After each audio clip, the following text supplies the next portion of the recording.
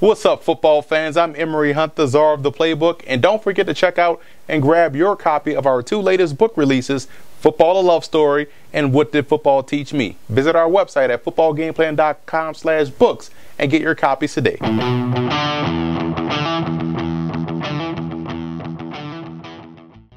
Now let's take a look at some coaching points for both teams in this ball game. Starting with Cincinnati, you want to keep Carr focused on the line of scrimmage. He has a tendency to check that offensive line more often than not, then raise his eyes back up to look down the field. The more he does that, the better your chances are of getting him on the ground or forcing an incomplete pass. And the Bengals interior versus the Raiders interior will be a big matchup to watch, and that's on both sides of the ball. I think this is where the game can be won. The Bengals guard center guard combination, and on defense, those two defensive tackles. I think both sides of the ball have to be disruptive and own the line of scrimmage in order to knock off Oakland. And a wide receiver outside of A.J. Green has to have a big day. If A.J. Green is the only focal point on the flanks, it makes it easier to defend, and nothing is worse than having a one-dimensional passing game, and that can't happen in this matchup versus Oakland.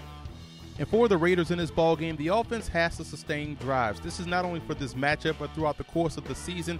This is where they struggled last year. That defense was on the field more often than they wanted to. If the offense can't sustain drives and it falls on the running game, it falls on Carr being effective on third downs. If they can do that, they can be successful. And team defense is a plus. This is the one thing I noticed about the Raiders in the preseason. They were flying around the football, they were flying to the ball, and they were doing a great job both at versus the run and also versus the passing game. If they're playing team defense very well versus Cincinnati, they have a shot. And they have to own the third aspect of this game. We know the Raiders have great kicking and punting units. Can they cover effectively? If they can win the special teams battle, it makes it a lot easier for them to try to win this game.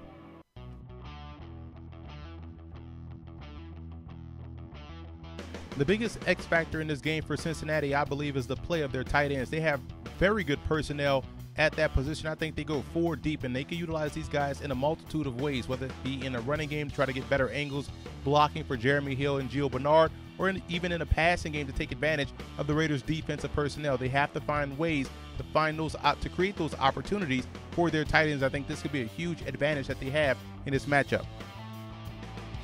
The biggest X factor for the Raiders in this game will be the growth in Carr's game. What we saw last year is a guy that has the athleticism, he has the mobility, he can make a throw on a run, he can throw anywhere on the field he wants to, but he has to become patient in the pocket. Once that patience develops in this game, this passing attack, now with the new additions added around him, will be much more potent in 2015.